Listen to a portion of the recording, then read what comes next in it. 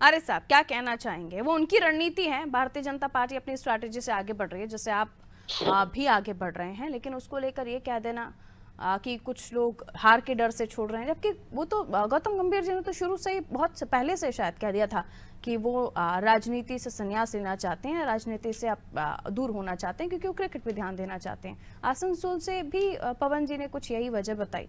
ऐसे जो भी कई लोग ऐसे हैं जिनको अभी टिकट अनाउंस ही नहीं हुए, उसके पीछे बीजेपी की रणनीति है, लेकिन हार के डर से, पीडीए के डर से दिल्ली से टिकट क्यों छोड़ेगा कोई? सभी को बहुत बहुत नमस्कार है मेरा। जी। और आगामी सभी त्योहारों की आपके चैनल के माध्यम से बधाई दी है। जैन साहब बहुत ही अच्छे व्यक्ति हैं। जी। इन सब प्रकरण में जहां तक मुझे जानकारी है पूरे देश में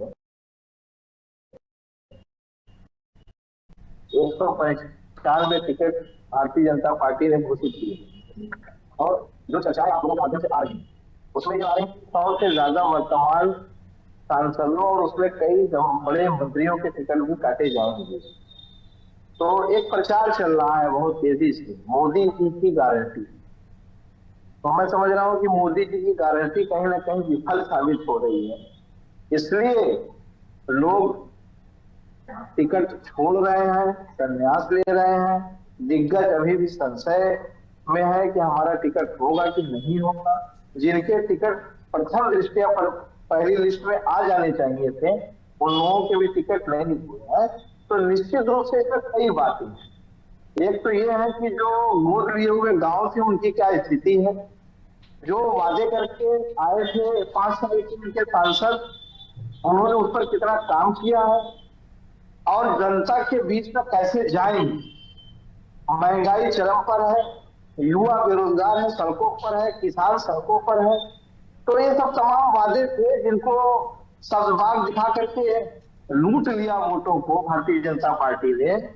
और उन स्थितियों में अब जब दोबारा जाएंगे तो सवाल होगा कि बेरोजगारी से मरने वालों की 60% वृद्धि हो गई है, दिवालियापन और आर्थिक रूप से कमजोर लोगों में भी पिछले 10 सालों में वृद्धि हुई है, आत्महत्या करने वालों में।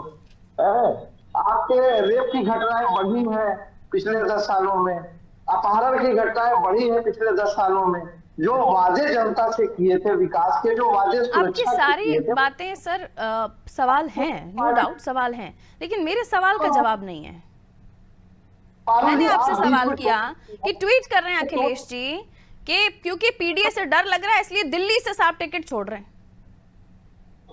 मैं जवाब दीजिए ना, उसी पर आइए ना, कहने तो दीजिए। इन सारी बातों से भी डर करके और निश्चित रूप से पीडीए का जो नारा अखिलेश यादव जी ने दिया है, जाति जनगणना का जो नारा अखिलेश यादव ने दिया है, उन नारों से भारतीय जनता पार्टी घबराई हुई है।